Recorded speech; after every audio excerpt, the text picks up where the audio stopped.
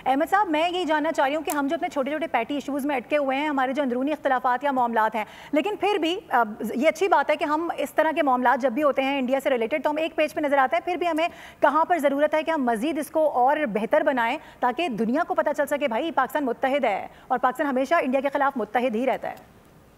देखिए, वो इलामा इकबाल ने फरमाया था ना कि ये चंगेज़ और तैमूर ये फितरत के निश्तर होते हैं।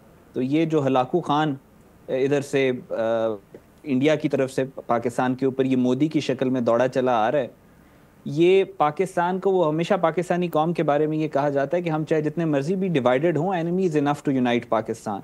सो ये पाकिस्तान को चाहिए होता है, ये दुश्मन हमें चाहिए होता है, ये हमें इकट्ठा करता है। वो जिस तरह एक और इकबाल का शेर था कि मुसलमान को मुसलमान कर दिया तूफान मगरिब ने, तो जो तूफान आते हैं ये पाकिस्तान को इकट्ठा करेंगे। और ये दिस इज़ अभी जो टेम्परामेंट इस वक्त इंडिया की तरफ से देखने को मिल रहा है, उनके जो इंटेलिजेंस अकाउंट्स जिस तरीके की इंफॉर्मेशन शेयर कर रहे हैं, जिस तरीके से ये एक प्रोपेगेंडा कैंपेन और ग्राउंड के ऊपर इनकी जो ट्रूप्स की मूवमेंट ओपन सोर्स इंटेलिजेंस के थ्रू हमारे तक पहुंच रही है, ये इनका जो प्लान पिछले 3 साल से चल रहा था उसी को इन्होंने अमली जामा पहनाना है।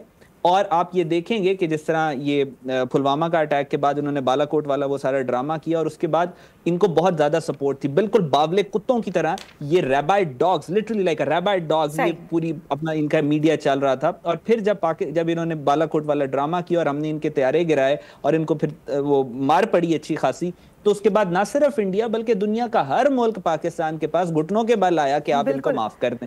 बिल्कुल ये इंटरनेशनल ऑर्डर इस वक्त है और ये दोबारा रिपीट होगा आने वाले चंद दिनों में, आप देखेंगे। लेकिन अगर नहीं होता तो it will be a miracle. बिल्कुल, और अगर ये रिपीट होता है और इस तरह की चीजें होती है तो पाकिस्तान इसका मुंह तोड़ जवाब देने के लिए पहले भी तैयार था। स्विफ्ट रिटॉर्ट भूलना नहीं चाहिए। इसके अलावा बड़े सारे ऑपरेशंस हैं और आगे भी इंशाल्लाह हम तैयार रहेंगे। हमारे साथ अहमद हसन अरबी साहब मौजूद थे, बहुत शुक्रिया आपका। इसके साथ साथ एहतशामुल हक हमारे साथ मौजूद थे, आदिल अब्बासी, आप तीनों का बहुत शुक्रिया। नाज़रीन, जब ब्रेक से वापस आएंगे तो नया पैनल हमारे साथ होगा। हमें मोहम्मद मजहर शाह, वज़ीर एत्तात आज़ाद कश्मीर है, वो ज्वाइन करेंगे। इसके अलावा ब्रिगेडियर रिटायर्ड हारिस नवाज हमारे साथ होंगे और ब्रिगेडियर रिटायर्ड मसूद अहमद खान भी हमारे साथ मौजूद होंगे। Stay with us.